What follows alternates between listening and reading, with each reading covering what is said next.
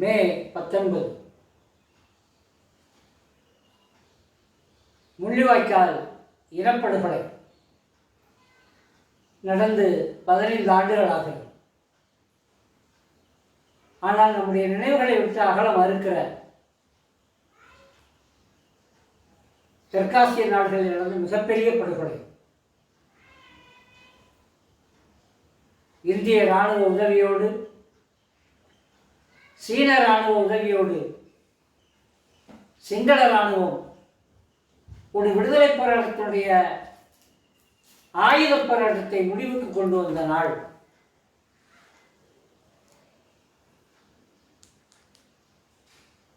லட்சக்கணக்கான மக்கள் பாதுகாப்பு தேடி அங்குமிங்கும் அலைபாய்ந்து ஓடிக்கொண்டிருந்த நேரம். வாருங்கள், பாதுகாப்பான இடத்திற்கு வாருங்கள் என சிங்கள அரசினுடைய இராணுவத்தினுடைய வேண்டுகோளை நம்பி முல்லைத்தீவை விட்டு முள்ளிவாய்க்காலிலே கூடிய 50,000 பேருக்கும் மேற்பட்ட அப்பாவி பொதுமக்கள் இந்த இராணுவ கூட்டணியால் படுகொலை செய்யப்பட்ட நாள் மே 17, மே 18, மே 19. எஞ்சி இருந்தவர்கள் முகாம்களில் அடைக்கப்பட்டார்கள். தன்னுடைய மொழி இன உரிமைக்காக, சுயசார்புக்காக, சுய நிர்ணய அதிகாரத்திற்காக நடைபெற்ற ஒரு போராட்டம். 76 வெட்டுக்கொட்டை தீர்மானம் தொடங்கி இந்த தனி ஈழத்திற்கான கோரிக்கை 1980 முதல் ஆயுத போராட்டமாக வடிவெடுத்தது. உலகமே திரும்பி பார்க்க வைக்கிற அளவிற்கு போராளி அமைப்புகள் ஈழத்திலிருந்து இந்தியா நோக்கி பாதுகாப்புக்காக வந்த அப்பாவி மக்கள் ஒருபுறம், இயக்கம் கட்டுவதற்காக வந்த இளைஞர்கள் மறுபுறம், இந்திய அரசு பயிற்சி என்கிற பெயரில் அவர்களுக்கு அடைக்கலம் கொடுத்தது இலங்கையை தன்னுடைய கட்டுப்பாட்டுக்குள்ளே கொண்டு வருவதற்கு.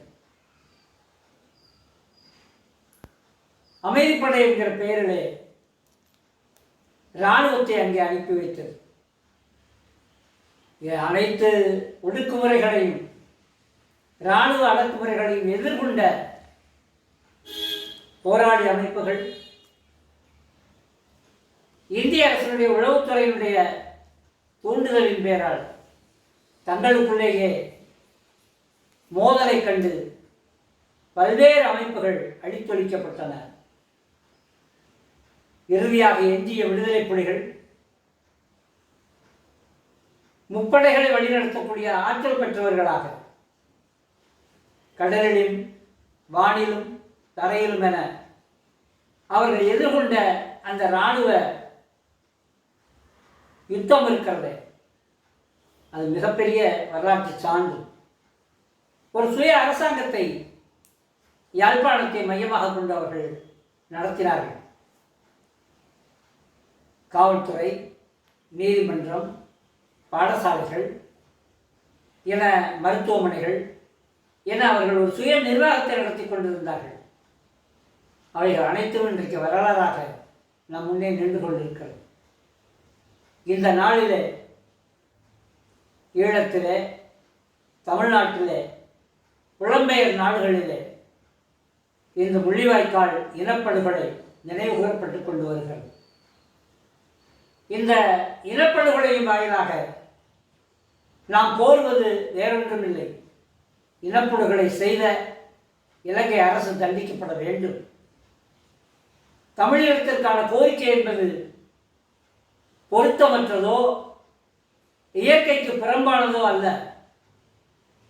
முரண்பாடுகளை சந்தித்த, ஒடுக்குமுறையை சந்தித்த, ஒதுக்கலை சந்தித்த ஒரு இனம் தன்னுடைய உரிமைக்காக போராடியது, தன்னுடைய அதிகாரத்திற்காக போராடியது, தன்னுடைய விடுதலைக்காக போராடியது. அதற்கான ஆயுத போராட்டம் வேண்டுமானால் இந்திய, இலங்கை, சீன அரசுகளால் முற்றுப்புள்ளி வைக்கப்பட்டிருக்கலாம். ஆனால் அரசியல் போராட்டம் இன்றைக்கும் தொடர்ந்து கொண்டிருக்கிறது.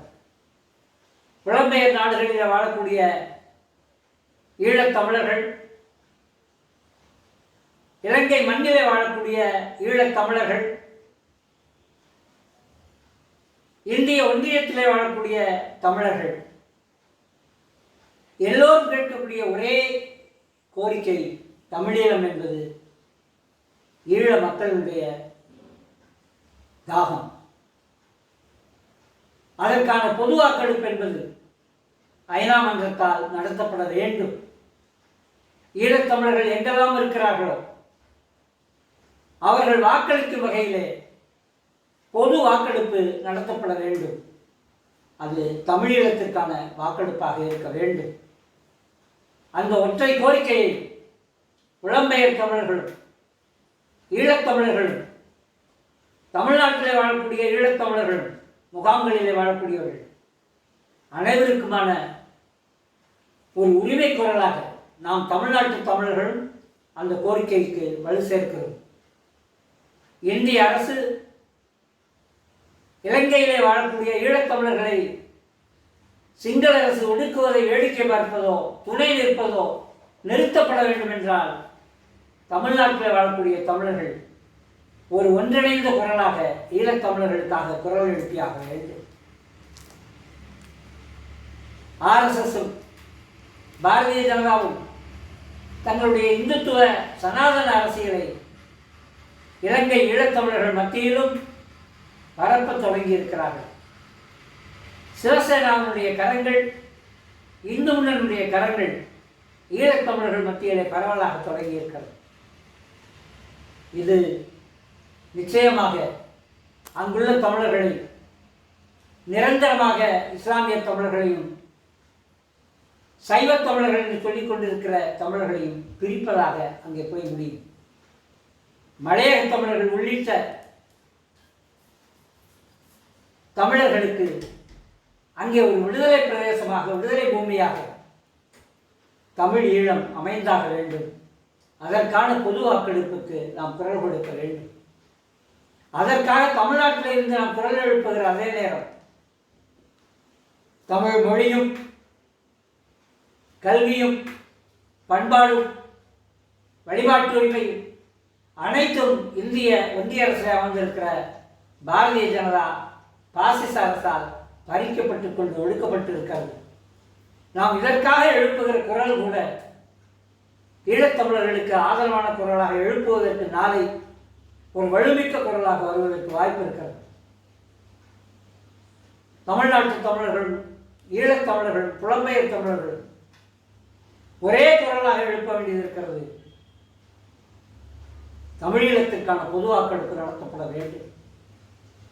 இதற்கான குரலை ஓங்கி ஒழிக்க வேண்டும் என்றால் பல்வேறு இயக்கங்களாக தமிழ்நாட்டில் இருந்தால் கூட இந்த ஒற்றை குரலில் ஒத்த கருத்தோடு நம்முடைய அசைவுகள், நம்முடைய அரசியல் களமாடுதல் இருக்க வேண்டும். ஈழத்தமிழர்களை வைத்து இங்கு அரசியல் பல செய்வதும், இங்கு இருக்கிற அரசியலை ஈழத்தமிழர்கள் செய்ய முயற்சிப்பதும் அபத்தமாக போய் முடியும். ஈழத்தமிழர்கள் ஈழத்திற்கான குரலை, ஈழத்தமிழர்கள், புலம்பெயர் தமிழர்கள் ஈழ மக்களுக்கான உதவியை செய்வதற்கு தயாராக இருக்க வேண்டும். பணம் என தமிழ்நாட்டில் இருக்கிற எந்த இயக்கங்களுக்கும் ஈழத்தமிழர்கள் வசூலித்து தர வேண்டிய தேவையோ அவசியமோ இல்லை. தமிழ்நாட்டு தலைவர்கள், தமிழ்நாட்டு இயக்கங்கள், புலம்பெயர் தமிழர்கள் அவர்கள் படாத பாடுபட்டு சேகரிக்கிற நிதியும் கடுமையான முயற்சிகளும் ஈழத்திலே வாழக்கூடிய தமிழர்களுக்கு பயன்பட வேண்டும். நம்முடைய ஒரே கடமை விடுதலை புலிகளை வைத்து இங்கே பிழைப்பு நடத்துவதல்ல. விடுதலை புலிகளுடைய அந்த ஈகத்தை நாம் இங்கே முதலீடாக்குவதல்ல. அதே நேரம் தமிழ்நாட்டு அரசியலிலே யாருக்கு எதிராக நிற்க வேண்டும், யாருக்கு ஆதரவாக நிற்க வேண்டும் என்கிற நிலைப்பாடையும் குரலையும் தூண்டுதலையும் ஈழத்தமிழ் இயக்கங்கள் தூண்டுவது தேவையற்றது. ஈழத்தமிழ் விடுதலை, ஈழ விடுதலை, தமிழீழ விடுதலை ஈழத்தமிழர்கள் தங்களுடைய முழுமூச்சாக கொண்டிருக்க வேண்டும். தமிழ்நாட்டு தமிழர்கள் தமிழ்நாட்டு அரசியலை தமிழ்நாட்டு தமிழர்கள் தீர்மானிக்க வேண்டும். ஈழத்தமிழர்களுடைய அரசியலை தமிழ்நாட்டு தமிழர்கள் தீர்மானிக்க முயற்சிப்பதோ, தமிழ்நாட்டு அரசியலை ஈழத்தமிழர்கள் தீர்மானிக்க முயற்சிப்பதோ எதிர்விளைவாகத்தான் போய் முடியும் என்பதை புரிந்து கொள்ள வேண்டும். இலங்கை சீனாவினுடைய இந்தியாவினுடைய ஒரு உதை பந்தாக மாறிக்கொண்டிருக்கிறது. சீனத்து பக்கம் நிற்பதா இந்தியாவின் பக்கம் நிற்பதா என்கிற ஒரு நெருக்கடிக்குள்ளே ஈழ அரசுகளும் இந்திய அரசுகளும் இலங்கை அரசும் மாட்டிக்கொண்டிருக்கிறது. இதிலிருந்து இலங்கை அரசை நிர்பந்தித்து இந்திய பிடிக்குள்ளிருந்தும் சீன பிடிக்குள்ளிருந்தும் அகற்ற வேண்டிய கடமை ஈழத்தமிழர்களுடைய சவாலாக இருக்கிறது. அந்த அடிப்படையில் ஈழ விடுதலை இலங்கை அரசியலை ஈழத்தமிழர்கள் தீர்மானிப்பார்கள்.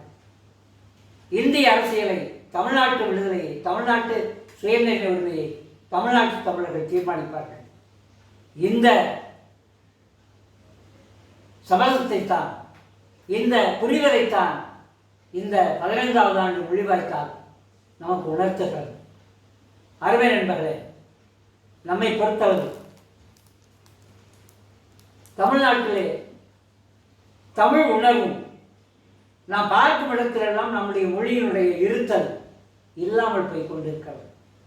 அலுவலகங்களிலே ஆங்கிலம், உயர்நீதிமன்றத்திலே ஆங்கிலம், வழிபாட்டு தலங்களிலே சமஸ்கிருதம், தேசிய கல்விக் கொள்கை என்கிற பெயரிலே இந்தி, சட்ட புத்தகங்களுடைய பெயராக சமஸ்கிருதம் என நம்முடைய தாய்மொழி புறக்கணிக்கப்பட்ட, தள்ளி வைக்கப்பட்ட, ஒடுக்குதலை சந்தித்துக் கொண்டிருக்கிறது.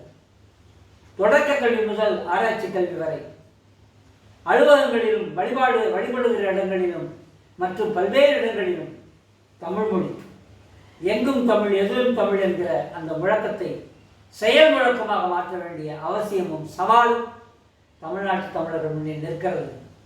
அதை நம்முடைய கடமையாக முன்னெடுக்க வேண்டும். இந்த 15வது ஆண்டு முள்ளிவாய்க்கால் படுகொலை நாளிலே தமிழ்நாட்டு இளைஞர்களை பார்த்து நான் கேட்டுக்கொள்வது அதுதான். இந்தி பிரதேசத்தில் இருக்கட்டும், சமஸ்கிருதத்திற்கென இங்கே எந்த தேசியமாவது இருந்தால் சமஸ்கிருதத்தை அவர்கள் காப்பாற்றிக் கொள்ளட்டும். இது தமிழ் தேசியம், இது தமிழ் தேசிய இனம். இந்த தமிழ் தேசிய எல்லைக்குள்ளே வாழக்கூடிய மக்களுக்கான மொழி தமிழ். அந்த தமிழை உயிர் தமிழாக நாம் காப்பாற்ற வேண்டிய அவசியம் இருக்கிறது. புதியதோர் உலகம் செய்வோம் கிட்ட போரிடும் உலகத்தை வேறொரு சாய்ப்போம் என புரட்சி கவிஞர் பாரதிதாசன் முன்னே சொல்லி சென்றார். கெட்ட போர், விடுதலைக்கு எதிரான போர் கெட்ட போர். இந்த முள்ளிவாய்க்கால் நினைவுகள் நம்மை காசா நினைவுகளுக்கு எடுத்துச் செல்கிறது. யாழ்ப்பாணமும் ஈழமும் எப்படி அழிக்கப்பட்டது, அதே போல இன்றைக்கு காசா அழிக்கப்பட்டுக் கொண்டிருக்கிறது இஸ்ரேலுடைய இராணுவத்தின் மூலமாக. அங்கே அந்த காசா பகுதியே மக்கள் வாழக்கூடிய இடமாக இன்றைக்கு இல்லை. அந்த அளவிற்கு அதனுடைய வாழுமிடங்கள், மருத்துவமனைகள், பாடசாலைகள், வழிபாட்டு தலங்கள் அனைத்தும் இழித்து தள்ளப்பட்டுக் கொண்டிருக்கிறது. ஹமாஸை ஒழிப்போம் என்கிற பேரிலே இஸ்ரேல் பாலஸ்தீனத்தின் மீதான யுத்தம் காசாவை முற்றிலும் அழித்திருக்கிறது. முள்ளிவாய்க்காலுக்கு நாம் குரல் எழுப்புகிற அதே நேரம் காசாவின் மீதான இஸ்ரேலுடைய தாக்குதலுக்கு எதிராகவும் நாம் குரல் எழுப்ப வேண்டிய அவசியம் இருக்கிறது. நண்பர்களே, தமிழ்நாட்டு இளைஞர்களை பார்த்து கேட்கிறோம். இந்தியா முழுவதும் இருக்கிற அரசியல் சூழல் மதவெறி அரசியல் சூழலாக இருக்கிறது. ஆனால் தமிழ்நாட்டை பொறுத்தளவு ஒரு சாதி கடந்த தமிழ் இன ஓர்மையை, ஒற்றுமையை உருவாக்க வேண்டிய தேவையும் அவசியமும் நம்முடைய சவாலாக இருக்கிறது. அந்த அடிப்படையில் ஈழத்தமிழர்களோடு கரம் கோர்ப்போம், புலம்பெயர் தமிழர்களோடு கரம் கோர்ப்போம். தமிழ் ஈழத்திற்கான பொது வாக்கெடுப்பை நாம் அரசியல் உரிமை குரலாக சர்வதேச அரங்கில் எழுப்புவோம் என்பதை உங்கள் மத்தியிலே சொல்லி, காசாவின் மீதான இஸ்ரேல் தாக்குதல் நிறுத்தப்பட வேண்டும். ஈழ தமிழ் பகுதிகளில் வாழக்கூடிய இராணுவம் வெளியேற வேண்டும். சிறைச்சாலைக்குள்ளே இருக்கிற ஈழ தமிழ் கைதிகள் விடுதலை செய்யப்பட வேண்டும். ஒரு இயல்பான சுதந்திரமான சூழல் ஈழ தமிழ் பகுதிகளிலே நிலவ வேண்டும் என்கிற குரலை நாம் ஓங்கி ஒழிக்க வேண்டும். தமிழ் தேச மக்கள் முன்னணி சார்பாகவும் தமிழக மக்கள் பண்பாட்டுக் கழகம் சார்பாகவும் உங்களை மெத்த பணிவன்போடு கேட்டுக்கொள்கிறோம். உரிமைக்கு குரல் கொடுப்போம். தமிழ் உறவுகளுக்கு கை கொடுப்போம். விடுதலைக்காக நாம் இணைந்து நிற்போம். நன்றி, வணக்கம்.